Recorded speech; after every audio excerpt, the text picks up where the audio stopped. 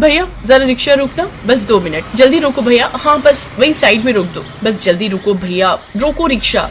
बहन जी, आपने शांति मोहल्ले का रिक्शा किया है, अब मुझे क्या पता कि आप बीच में यहाँ अचानक से रोकने के लिए कहेंगी। अब अगर आप यहाँ रोकोगी रिक्शा और समय लगेगा तो मैं अलग से पैसे लूंगा। हाँ शिखा, तुमने रिक्शा क्यों रुकवा दिया? तुम्हें पता है ना 20 रुपए में रिक्शा किया है घर तक का।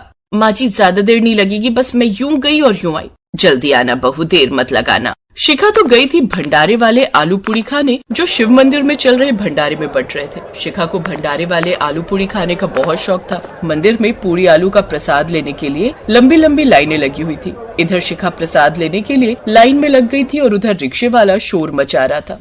माताजी, आपकी बहू को गए हुए 20 मिनट हो गए हैं, मुझे और भी सवारी लेने जाना है, आपके लिए ही थोड़ी खड़ा रहूंगा, जल्दी बुलाओ उन्हें।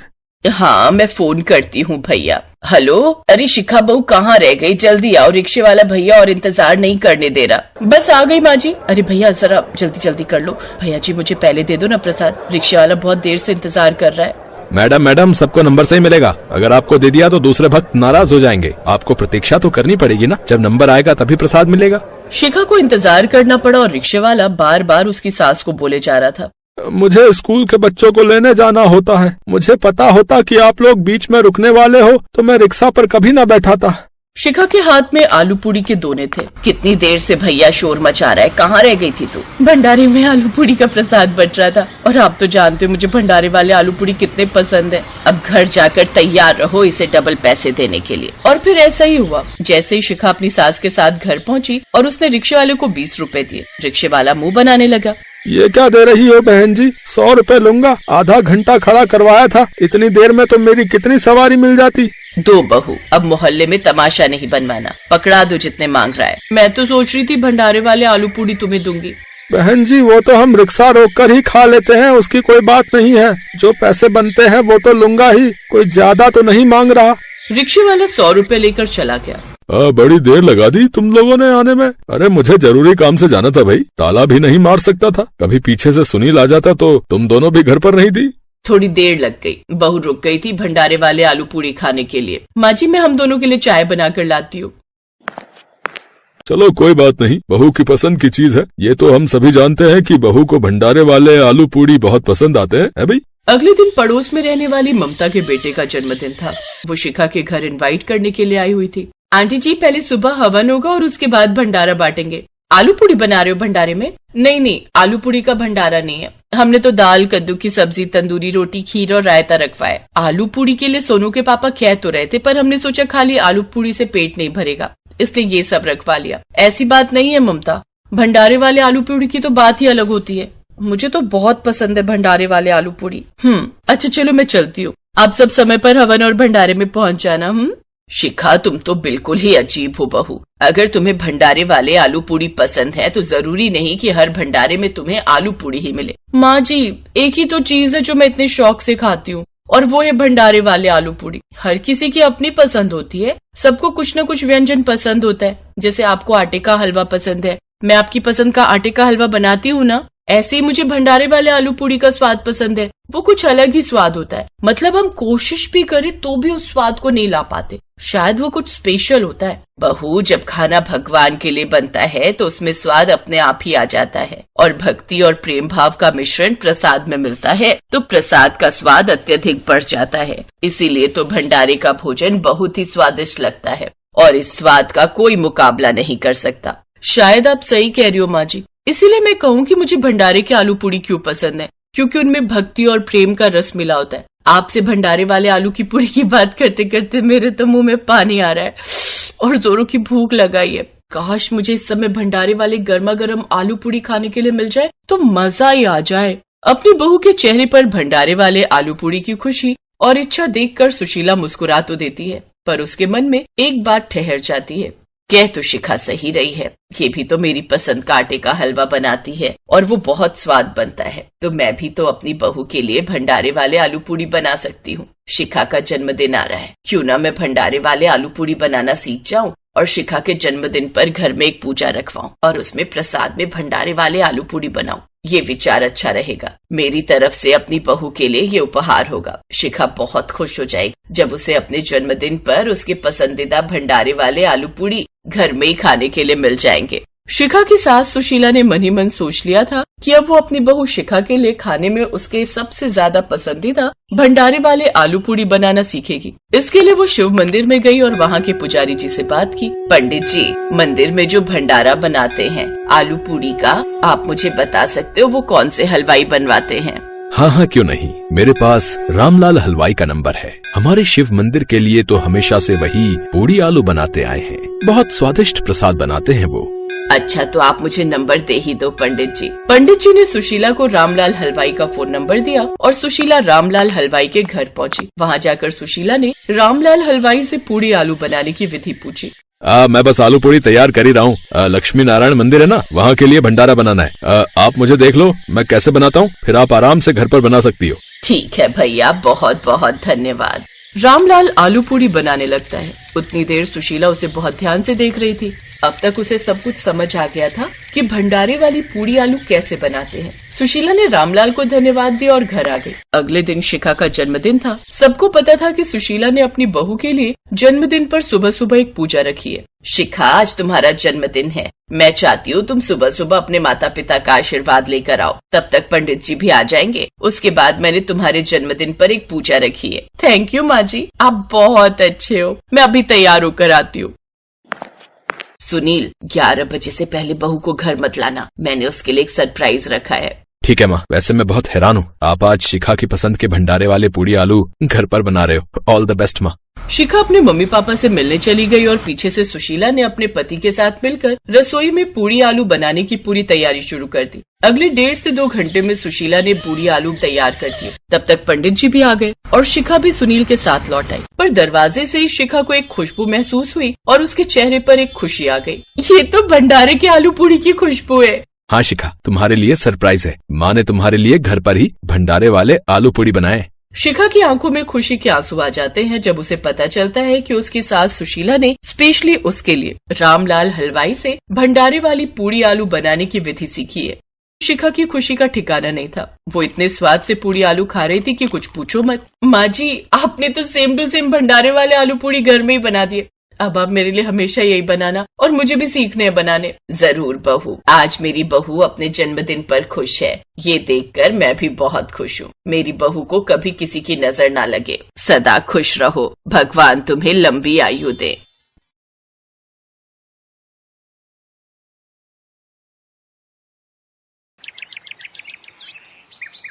आ गई लतिका। हाँ माँ जी। कितने की आई सब्जी? अरे माँ जी पूछो मत। 100 रुपए किलो टमाटर, 50 रुपए किलो प्याज और 40 रुपए किलो आलू। भिंडी भी तो सस्ती नहीं हो रही। बाप रे, बताओ इस महंगाई के जमाने में हम जैसे गरीब लोग क्या खाएंगे और क्या बचाएंगे। हाँ माँ जी, पूरे 500 रुपए की सब्जी आई है, वो भी बस हफ्ते भर के लिए। लो बताओ, जब मेरा ललित छोटा था ना भाई साहब, 80 से 90 रुपए में सब्जियों से थैला इतना भर जाता था कि मैं तो उठा भी नहीं पाती थी। तेरे ससुर जी ही उठा कर लाते थे घर, और फिर भगवान ने एक दिन उन्हें उठा लिया। जिस पर बोझ ज्यादा होता है ना, उसे भगवान जल्दी उठा लेते हैं। अब तो तू भी जरा कम कम सब्जी लाए कर बेटी, है ना? हाँ हाँ माँ जी। इसके बाद लतिका रसोई में चली गई और फ्रिज खोलकर उसमें सब्जियां लगाने लगी। तभी उसकी सास वहाँ फिर उसके पास आई। ये क्या कर रही हो लतिका? फ्रिज में सब्जियां लगा रही हूँ माँ जी। अरे पर ऐसे फ्रिज खोलकर बैठेगी इतनी देर तक तो इसकी ठंडक सारी निकल जाएगी ना, और फिर क्या कहते हैं इसकी वो गैस तो सारी की सारी खत्म ना हो जाएगी। तो क्या करूँ माँ जी? सारी टोकरी बाहर निकाल ले, फिर बाहर ही सब्जी लगा दे और फिर एक बार में सारी टोकरियां अंदर रख देना, समझी? जी माँ जी, समझ गई। नहीं तू समझी नहीं। देख बेटी, बूंद बूंद से सागर भरता है। क्या भरता है? सागर माँ जी। इस तरह सुमन अपनी बहू लतिका को एक बार फिर बचत का पाठ पढ़ाकर वहाँ से चली गई। गलती सुमन की नहीं थी। पति के जाने के बाद सुमन ने बहुत गरीबी देखी थी। पाई पाई जोड़कर उसने अपने दोनों बेटों को पढ़ाया लिखाया था। इसीलिए वो हमेशा अपनी बड़ी बहू लतिका को बचत करने को कहती रहती थी।